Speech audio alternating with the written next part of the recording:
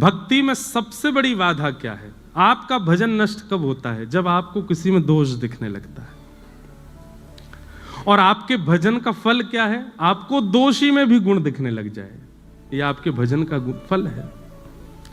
अत्यंत दोषी व्यक्ति, जिसके 100 लोगों ने आपसे बुराई कर दी, और वो व्यक्ति आपके सामने आए तो आपको उसमें भी गुण दिख जाए, यह स्वभाव पता किसका है? ठाकुर जी का है। हमसे ज्यादा अधम कोई नहीं, हमसे ज्यादा दोषी कोई नहीं, लेकिन हम जब भी ठाकुर जी के सामने जाते हैं वो हमारे दोष नहीं देखते हैं। हरि जी मोरे अब गुण चित ना धरो, हरि जी मोरे अब गुण चित ना धरो।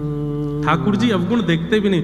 अगर ठाकुर जी का स्वभाव मेरे आपके जैसा होता अवगुण देखने का, तो सिद्धि विनायक मंदिर के कपाट कभी नहीं खुलते। गणेश जी बंद करके बैठ जाते, बोले ये योग्य ही नहीं है मेरे सामने खड़े होने के, नहीं दूंगा मैं दर्शन।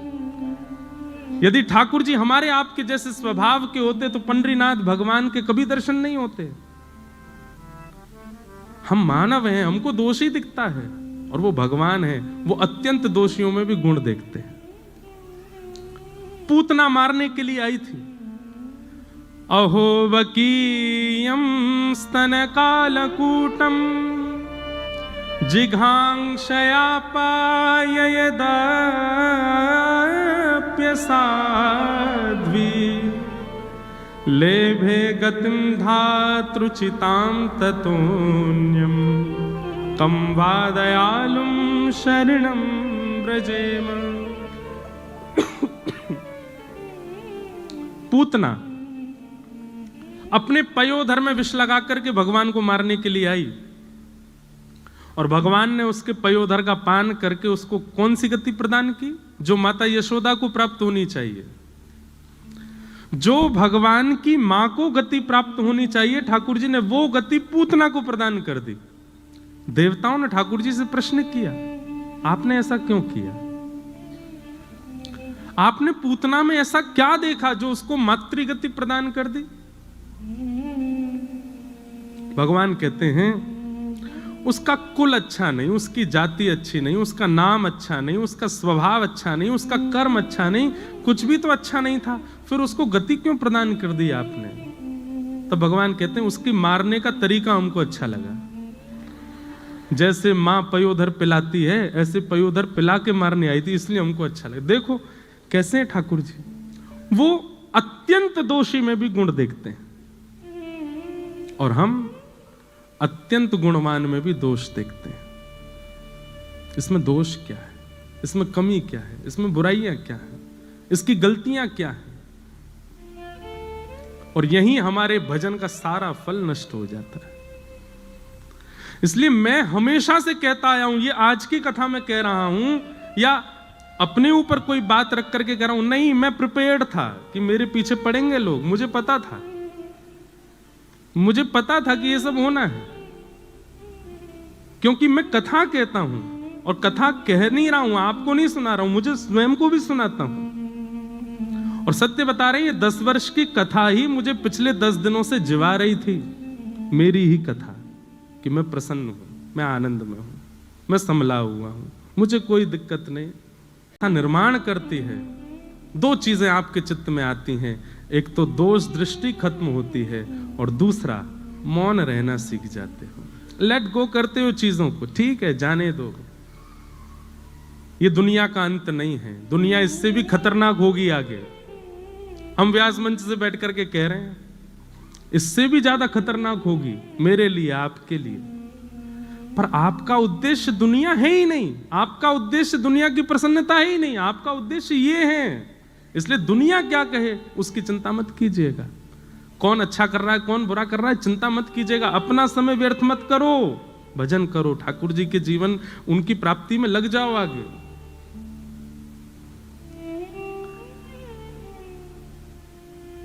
अन्यस्य दोष गुण चिंतन महाशु मुक्त्वा, दूसरे में दोष मत देखो। पुणे के पास में एक गांव है, उसका नाम है पुरंदरपुर। क्या नाम है? वहां पर एक व्यक्ति रहते थे, उनका नाम था पुरंदर। थे तो वो ब्राह्मण, लेकिन अपने स्वभाव से, अपने कर्म से बिल्कुल दूषित। किसी भी प्रकार से ब्राह्मणत्व उनके अंदर दिखाई नहीं देता था। लेकिन उनकी पत्नी थी सरस्वती बाई। सब लोग इधर देखना, ऊपर वाले भी, बीच वाले भी, नीचे वाले भी। भूवस्व ये भू है तो बीच वाले भुव, ऊपर वाले स्वर्ग। हम पता नहीं कहां वैकुंठ ये वैकुंठ है। हाँ, वैकुंठ ही तो है। व्यासपीठ वैकुंठ है, क्योंकि तीनों को देख रही है। भू को भी देख रही है, भुवः को भी देख रही है, स्वर्ग को भी देख रही है। बहुत ध्यान से सुनिएगा, बड़ी प्यारी कथा है, मुझे बहुत प्रिय लगती है। और अब तो ये विराजमान है मंच पर, तो इन्हीं का ही प्रसंग चलने वाला है। श्री ज्ञानेश्वर महाराज, ज्ञानेश्वर माउली, जिनको महाराष्ट्र में सब लोग माँ कहते हैं, यही माँ है। और संत श्री तुकाराम जी महाराज, इन दोनों, पूरी दुनिया इनका कीर्तन करती है, ठाकुर जी का, जय जय राम कृष्ण हरि, पर ठाकुर जी इन दोनों का कीर्तन करते हैं। ज्ञानेश्वर माउली, ज्ञानोबा तुकाराम, ज्ञानोबा तुकाराम, ज्ञानोबा तुकाराम, इनका कीर्तन ठाकुर जी करते हैं। हमारे इष्ट भगवान हैं और भगवान के इष्ट भक्त हैं। ठाकुर जी के इष्ट हैं ये। ठाकुर जी भक्तों को अपना इष्ट मानते हैं। अनुब्रजाम में हम नित्यम पूये ये तन्य रेणुभिः। कितना सुंदर भाव कहते हैं ठाकुर जी कि मैं अपने भक्तों के पीछे कैसे चलता हूं, जैसे गैया के पीछे बछड़ा चलता है, उसकी रज में सना हुआ, उसकी रज में लिपा हुआ, ऐसे मैं अपने भक्तों के पीछे पीछे चलता हूं। ज्ञानोबा तुकाराम, भक्ति काल के सबसे पहले भक्त भारत के श्री ज्ञानेश्वर माउली, और भक्ति शतक के एक प्रकार से विश्राम श्रेणी में भक्त जो हुए उनमें श्री तुकाराम जी। तो संपूर्ण भक्त इनके बीच में आ जाते हैं, इसलिए ठाकुर जी इन दोनों का कीर्तन करते हैं, ज्ञानोबा तुकाराम। तो इन्हीं बीच में एक भक्त हुए, उनका नाम था पुरंदर, पर वो भक्त नहीं थे, महासंसारी व्यक्ति। बहुत ध्यान से सुनना है। पुणे के पास में व्यापार करते थे, दुकान थी उनकी। उनकी पत्नी का नाम था सरस्वती बाई। क्या नाम था? कंजूस एक नंबर के थे। मैं कभी कभी कथा में एक बात कहता हूं कि व्यक्ति यदि संसारी है और घोर संसारी है तो भी कभी कभी ठाकुर जी की कृपा उस पर हो जाती है। ये बिचले जो होते हैं ना, भक्त भी हैं संसारी भी हैं, उन पर ठाकुर जी कई बार दृष्टि कम करते हैं, या तो पूर्ण रूपेण भक्त हो या पूर्ण रूपेण संसारी हो। संसार प्रिय लगता है तो पूरे पूरे संसार के हो जाओ, ठाकुर जी प्रिय लगते हैं तो पूरे पूरे ठाकुर जी के हो जाओ। तो पुरंदर जी जो थे ये पूरे पूरे संसारी थे, लेकिन इनकी पत्नी परम भक्त सरस्वती बाई। भगवान ने मन में विचार किया, न दान करता है, न पुण्य करता है, न किसी भी प्रकार की कोई सेवा करता है, बस ये पूरे दिन व्यापार करता है, धन कमाने में इसकी रुचि है, इस पर मुझको कृपा करनी है। न जाने कौन से गुण पर दयानिधि रीझ जाते हैं, कौन से भाव पर रीझ जाए, क्या पता ठाकुर जी का। अच्छा, एक बात और मैं स्पष्ट कर दूं, महासंसारी तो है, महासंसारी है, लेकिन वैष्णव अपराध से बचा हुआ है तो ठाकुर जी कृपा होगी। लेकिन महासंसारी है और वैष्णव अपराध भी करता है तो ठाकुर जी कृपा नहीं होगी। ठीक है, संसार के विषय भोग विलास आदि सब में संलिप्त है, लेकिन अभी तक वैष्णव अपराध नहीं बना है उससे, तो हो सकता है कि ठाकुर जी की उस पर कृपा हो जाए। बंधुओं, भक्तों को किसी से नहीं डरना चाहिए सिवाय एक के, वैष्णव अपराध। कभी किसी भक्त का अपराध ना हो जाए, किसी वैष्णव का अपराध ना हो जाए, किसी भगवत स्वरूप वाले का आपसे अपराध ना बन जाए, बस इससे डरिएगा और कुछ नहीं। हम तो हमेशा कथा में कहे, ठाकुर जी की भोग में कोई कटौती हो जाए चलेगा, ठाकुर जी के श्रृंगार में दिक्कत हो जाए चलेगा, ठाकुर जी की सेवा में दिक्कत हो चलेगा, पर ठाकुर जी का नाम गाने वाले किसी की सेवा में कभी कोई अपराध मत करिएगा, वो अपराध है, उससे ठाकुर जी क्षमा नहीं करते। तो पुरंदर दास जी जो थे, इनसे वैष्णव अपराध नहीं हुआ था अभी तक, लेकिन ये महासंसारी थे। एक बार ठाकुर जी के मन में आया कि मुझे इन पर कृपा करनी है, और किस लिए कृपा करनी है, क्योंकि पत्नी परम भक्ता है। तो ठाकुर जी एक दीनहीन से ब्राह्मण बनके, यही पंडरीनाथ भगवान दीनहीन से ब्राह्मण बनके पहुंच गए, और पहुंच करके पुरंदर दास जी की दुकान पर जाके खड़े हो गए। पुरंदर दास जी बोले, कहो क्या चाहिए? सेठ जी, कुछ नहीं चाहिए, मैं तो एक गरीब ब्राह्मण हूं, मेरी बेटी विवाह के योग्य हो गई है, उसका विवाह करना है, पर जो वर पक्ष के लोग हैं उन्होंने कुछ मांगे रखी हैं, वैसा विवाह नहीं होगा तो विवाह टूट जाएगा, आप कृपा करके मेरी थोड़ी सहायता कर दो, मैं धीरे धीरे आपका कर्जा चुका दूंगा। पुरंदरदास जी बोले, तुमको पूरी नगरी में मैं ही मिलाऊं मांगने के लिए, कहीं और चले जाओ, किसी और से मांग लो। नहीं नहीं नहीं, आपके रूप से ऐसा लगता है आप बड़े दयावान हो, आप जल्दी कृपा कर दोगे, आप ही दे दो, कुछ दे दो मुझे। पुरंदरदास जी अपनी कुर्ता दिखा, देखो मेरा कुर्ता यहाँ से फट रहा है, मेरी धोती फट रही है, मेरी बैठने वाली जो गलीचा है वो भी फटा हुआ है, मेरे खुद की हालत ऐसी खराब है, मैं तुम्हारी सेवा कैसे करूं? नहीं नहीं महाराज, आप चाहेंगे तो सब हो जाएगा, मेरी थोड़ी कृपा कर दो, मुझे थोड़ा सा धन दे दो। पुरंदरदास जी बार बार अपने सेवकों को कहें, इसको भगाओ यहां से, इसको भेजो यहां से, ये मांग रहा है, मैं मुझ में देना नहीं चाहता इसको। सब लोग इधर देखिएगा, ध्यान से सुनिएगा। लेकिन ठाकुर जी हट कर लें तो कौन समझा सके? यहां दुनिया के लोग जिद पे अड़ जाते हैं तो नाक में दम हो जाता है, ठाकुर जी अगर जिद कर लें दुनिया बनाने वाले, तो उनको कौन समझाए? ठाकुर जी तो वहीं बैठ गए दुकान के बाहर ही, बोले जाऊंगा तो आपसे लेके ही जाऊंगा और कहीं नहीं जाऊंगा, और नहीं तो मेरी बेटी का ब्याह टूटेगा, उसका जो अपराध होगा वो आपको लगेगा। पुरंदर बोले, ये कोई बात है? जान ना पहचान, एक तो मुझसे पैसा मांग रहे हो, ऊपर से मेरे को दोष भी दे रहे हो। बोले दे दीजिए ना, आप सब कर सकते हैं। तो पुरंदरदास जी बोले, चलो एक काम करते हैं। बोले क्या? तुम मुझे कोई अमूल्य वस्तु दे दो और उसके बदले में तुम्हें पैसे दे दूंगा, और तुम्हारा अता पता तो कुछ है नहीं, कहीं तुम भाग गए पैसा लेके, तो अपनी कोई मूल्यवान वस्तु मुझे दे दो और मुझसे पैसा लेकर के चले जाओ, और जब तुम्हारा ब्याह हो जाए, चुकाने लायक स्थिति हो जाए, तुम वस्तु मुझसे वापस ले लेना, पैसे मुझे दे देना। घनघोर कंजूसाई की पराकाष्ठा, दे ही नहीं सकते बिना किसी प्रयोजन के।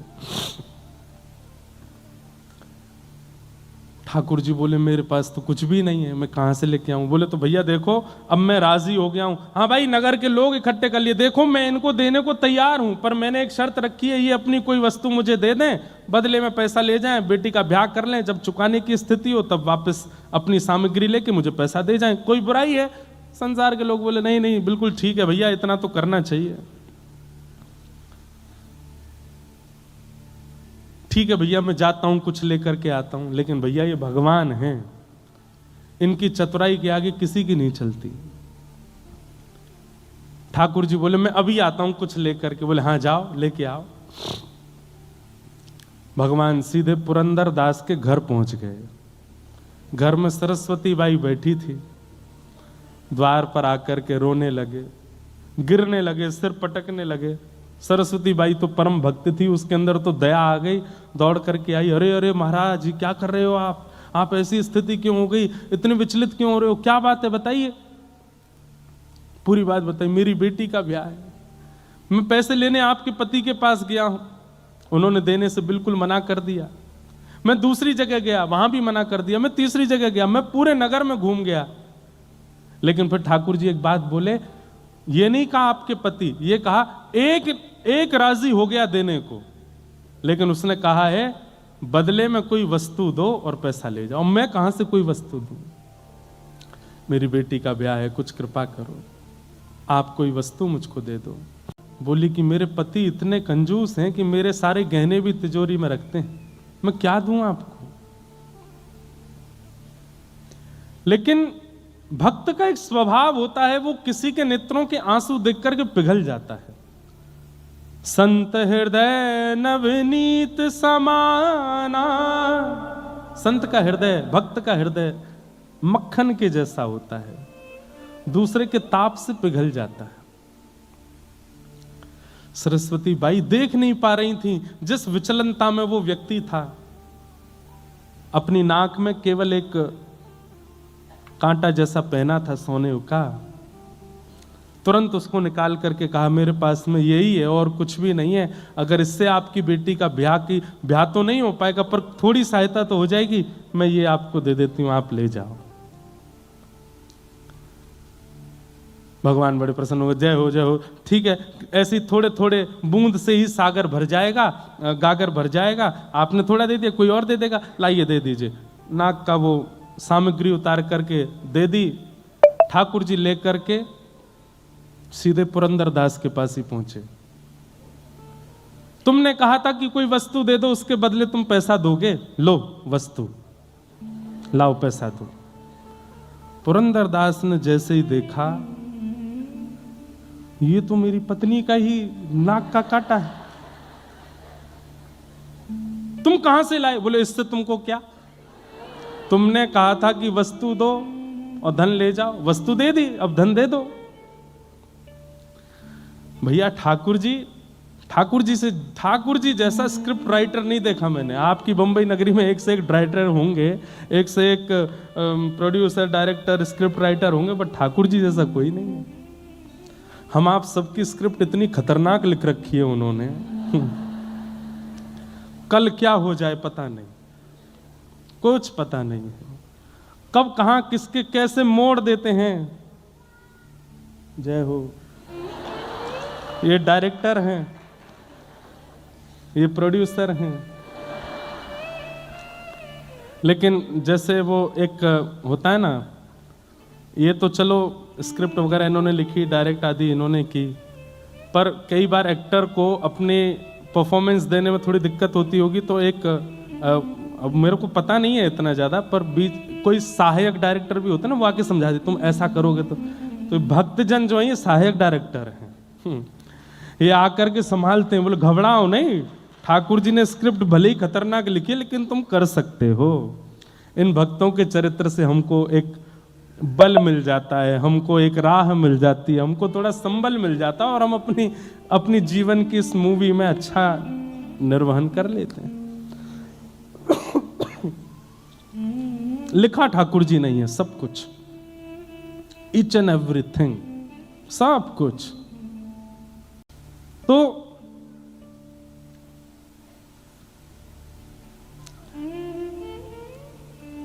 ठाकुर जी पहुंच गए, वो नाक की बाली दे दी, नाक का कांटा दे दिया, बोले लो वस्तु लो, पैसा दो।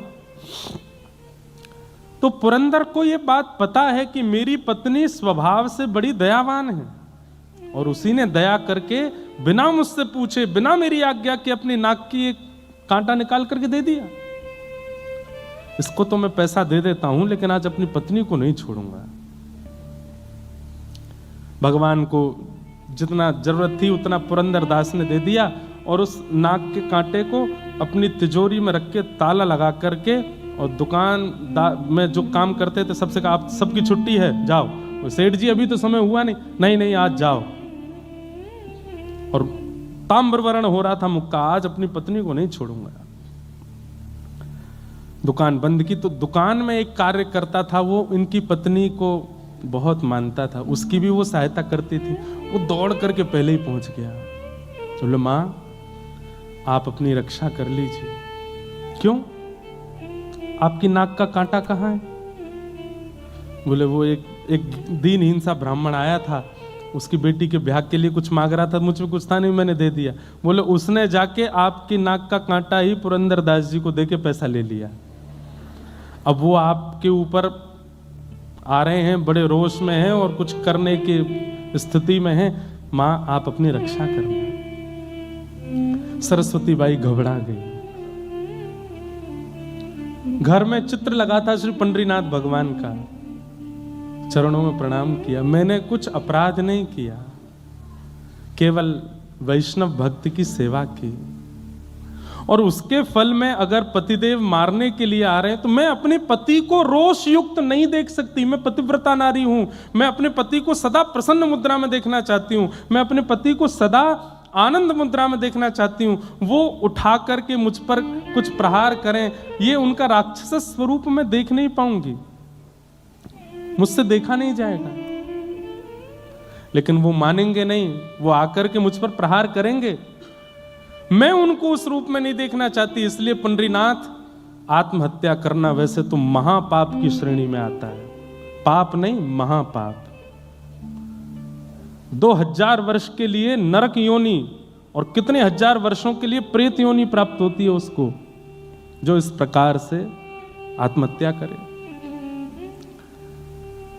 आत्महत्या करना वैसे तो महापाप है, पर मैं अपने पति को इतने रोष में नहीं देख सकती, इसलिए मैं आत्महत्या कर रही हूं। और विष लेकर के अपने मुख की ओर जैसे ही लेने लगी, नेत्रों से आंसू, सामने पंडरीनाथ भगवान का चित्र है, और बार बार कह रही है, पंडरीनाथ मुझे क्षमा कर देना, मुझसे अपराध, मैंने अपराध नहीं किया, लेकिन मैं अपने पति को ऐसे नहीं देख सकती। जैसे ही विषपान करने लगी, इतनी खन्न से आवाज हुई, ऊपर से ठाकुर जी के चित्रपट के पास से ही वो नाग का कांटा आकर के कटोरी में गिरा, और जैसे ही वो कांटा कटोरी में आकर के गिरा, इतने में ही पति का आना हुआ। पति ने आकर के किवाड़ बंद करी, ढूंढने लगा कोई सामग्री मिले मुझे, और कुछ हाथ में लेकर के खड़ा हो गया सामने। ए सरस्वती बाई जी, तेरे नाक का कांटा कहां है, जल्दी दिखा मुझे। उसने तुरंत कटोरी में जो विष था उसमें हाथ डाल करके निकाला और दिखा दिया, बोले ये है। पुरंदरदास बोले इधर दिखा, देख करके देखा तो वही कांटा था। बोले असंभव, ये हो ही नहीं सकता, ये तो मैं अपनी तिजोरी में रख करके ताला लगा करके आया हूं, तेरे पास कैसे आ गया। रुक, यहीं रुक, मैं अभी आता हूं। दौड़ करके अपनी दुकान पर फिर से गए, दुकान खोल करके तिजोरी खोल करके देखा तो कांटा वहां नहीं था।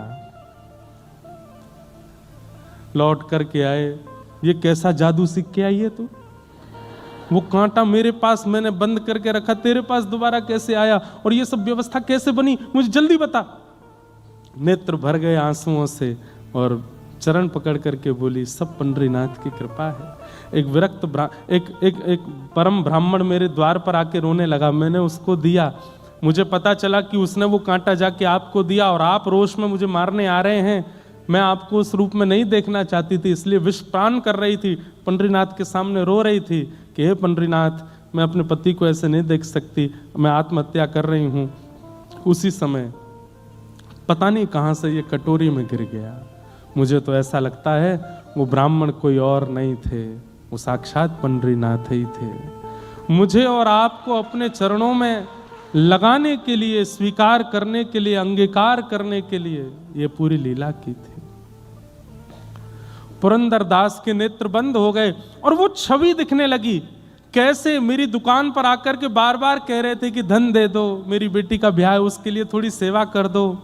वो स्वरूप बार बार दिखे, और जो वृद्ध ब्राह्मण का स्वरूप था वो नेत्रों में अब वृद्ध ब्राह्मण नहीं दिख रहा है, सांवरे सलोने ठाकुर जी ही दिख रहे हैं कि वही द्वार पर खड़े थे, वही मांग रहे थे, वही बार बार जिद कर रहे थे। पुरंदरदास रोने लगा, पत्नी का हाथ पकड़ा, देवी अभी चलो। बोले कहां? बोले पंढरपुर चलो।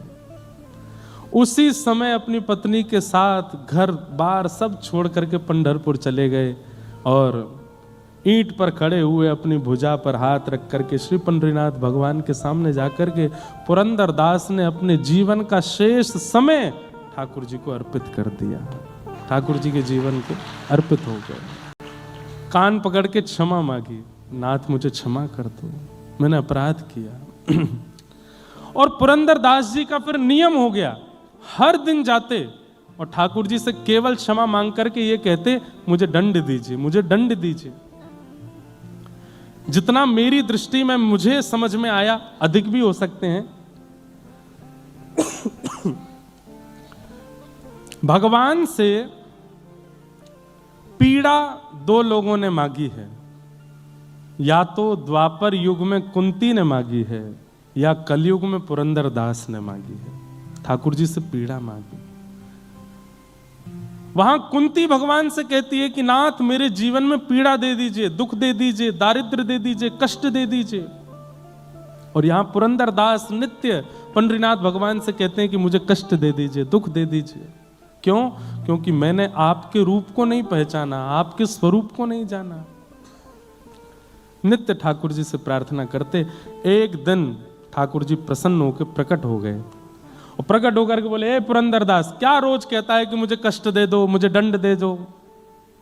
बोले, प्रभु जब तक दंड नहीं दोगे मेरे हृदय को शांति नहीं मिलेगी।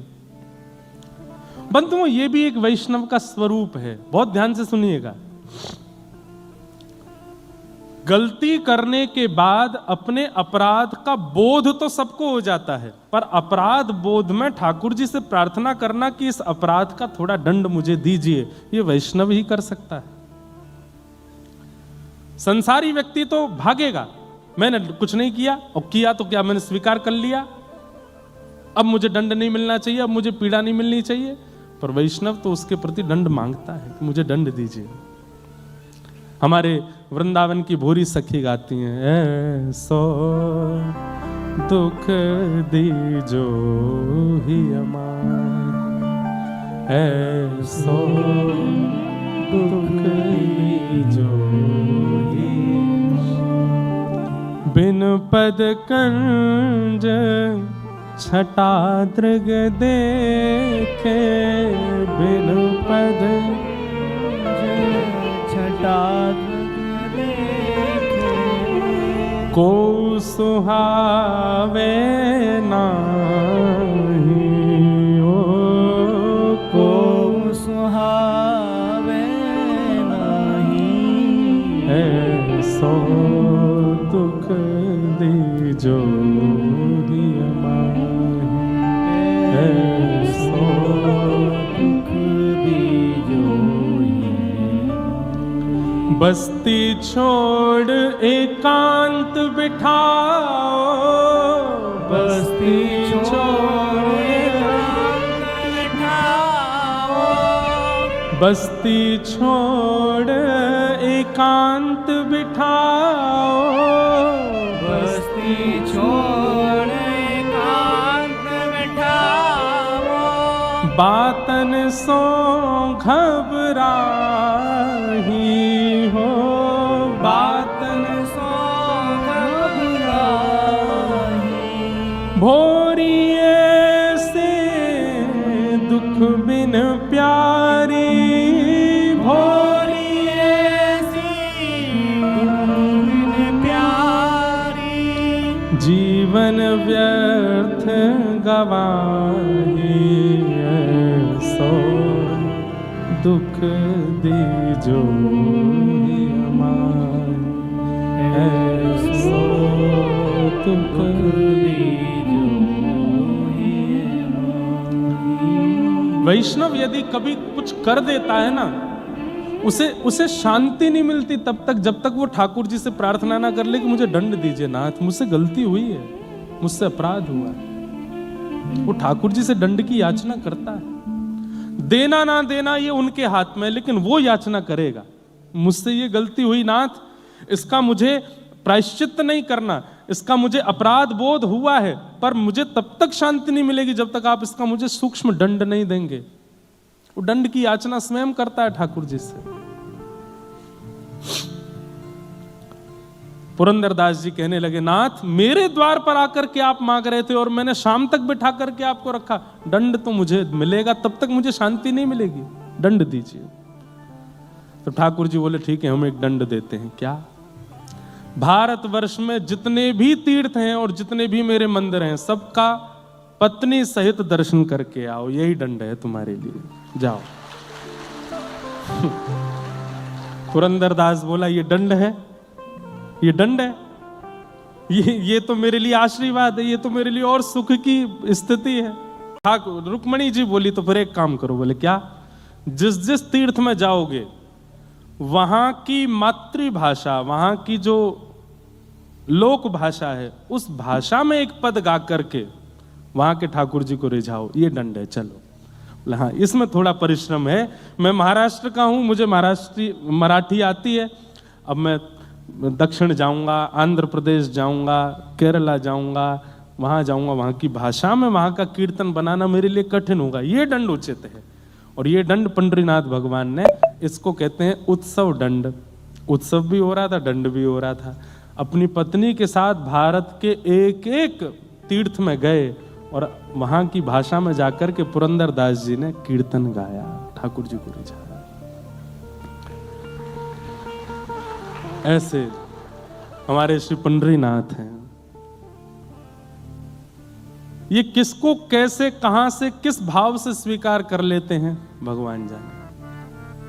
और इनका दंड भी ऐसा होता है जैसे किसी को रुई के डंडा से मारा हो। कितने डंडे पड़े, 100 डंडे पड़े, पर डंडा रुई का था। ऐसे तो ये दंड देते हैं। इसलिए भैया, इनके सन्मुख हो जाओ, संसार से ज्यादा मतलब रखो नहीं। हमारे ऊपर तो एक आरोप और लग गया है। दुनिया को बोला मोह माया से दूर, खुद की ऐसा ब्याह किया। हमने कहा भैया, किसी ने आकर के हमसे आज तक ये नहीं पूछा कि आप ठाकुर जी का उत्सव करते हो, उसमें कितना खर्चा होता है। आप इतनी बड़ी बड़ी कथाएं करते हैं, अपनी जेब से कितना कुछ कर देते हैं, कभी कोई नहीं आया पूछने के लिए। हमारे लाल जी का उत्सव होने वाला, बरसाना, आके देखना, कोई नहीं पूछेगा। वहां तो हमारी जेब फटफटा जाती है, तब कोई नहीं पूछेगा। लेकिन भाई, संसार के लोग बड़े संसारी ही हैं भैया, सबको प्रणाम है। ज्यादा हमें कुछ कहना वेना है नहीं। प्रसन्न रहो, लेना ना देना, मगन रहना, आनंद में रहो। लाल जी का ब्याहुला है 11 से 15 जनवरी तक। हमारी प्रार्थना बंबई वालों के लिए, हम आ गए, अब आप आना ठाकुर जी के उत्सव में। हम देखो, सुनो एक बात और, बुला तो रहे हैं लेकिन अपनी व्यवस्था आप करवा लेना, क्योंकि वहां जगह बची नहीं है। हमने पंडाल वंडाल तो खूब बड़े बड़े कर दिए हैं, सब कुछ करने का प्रयास किया है अच्छे से। रहने खाने की, भोजन की व्यवस्था भी सबकी कर रहे हैं, पर रहने की व्यवस्था बरसाना में तो कुछ बचा नहीं है। आसपास भी अगर कहीं मिल जाए तो आप लोग, लेकिन आना जरूर।